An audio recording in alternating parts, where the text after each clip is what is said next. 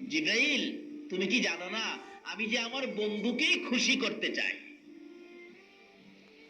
প্রস্তাব নিয়ে নবীজির সামনে হাজির।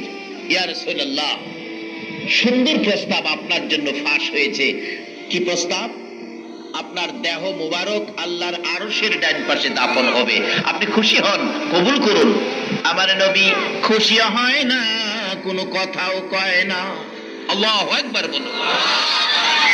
দুইটা চোখের পানি এতিম নবী জর্জর করে ছাড়তেছেন। জিবরাইল আশ্চর্য হয়ে যায়। ইয়া রাসূলুল্লাহ, এত সুন্দর প্রস্তাব পাইয়া খুশি হলেন না, কোনো কথাও বললেন না, দুইটা চোখের পানি কেন জর্জর করে ছেড়ে দিলেন?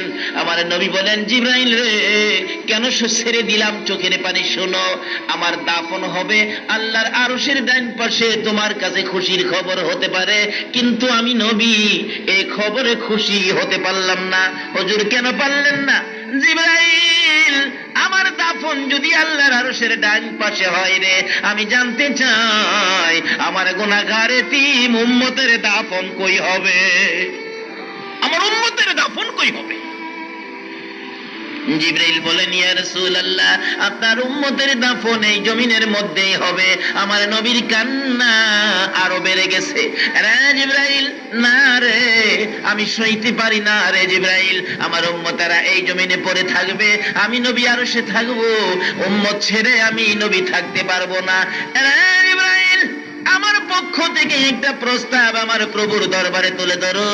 আমার উম্মতেরা যদি এই জমিনের মধ্যে থাকে রে, আমি নবী আরশে থাকতে পারবো না।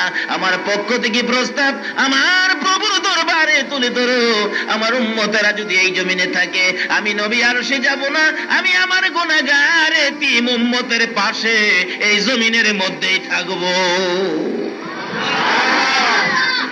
জিবরাইল বলেন, আশ্চর্য, এত সুন্দর প্রস্তাব আপনি রাখবেন না? এই জমিনে উম্মতের পাশে থাকবেন, তাতে কি হবে?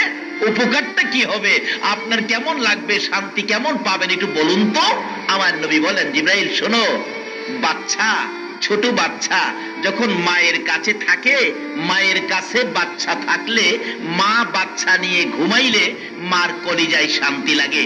আর যদি বাচ্চাটা মায়ের কাছে না থাকে, সারা রাত মার ঘুম হয় না। অনেক সময় দাদা নাতি নিয়ে যায়, দাদি নাতি নিয়ে যায়, মা দেখবেন ছটফট করে সকালবেলা রিজাল্ট দেয় আশপুরুষী মহিলাদের কাছে, রাত্রটা ঘুম হয় নাই, আমার কোলের বাচ্চাটা তার দাদির সাথে ছিল রাত্রে, আমি খালি খালি ঘুমাই, আমার ঘুম হয় নাই। জিবরাইল, মা যেমন বাচ্চা পাশে না থাকলে সারা রাত ঘুম হয় না, অশান্তি থাকে, আমি নবী রে উম্মতের পাশে না থাকলে শান্তি পাই না। আল্লাহু আকবার বলো।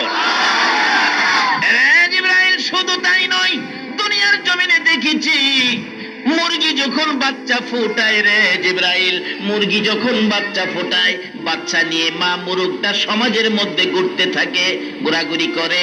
একটু বিপদ যদি দেখে বাচ্চার উপর, মা মুরগিটা বিপদ থেকে বাচ্চা বাঁচানোর জন্য দুইটা হাত এইভাবে বাড়াইয়া দিয়ে বাচ্চাগুলোকে ডাকতে থাকে।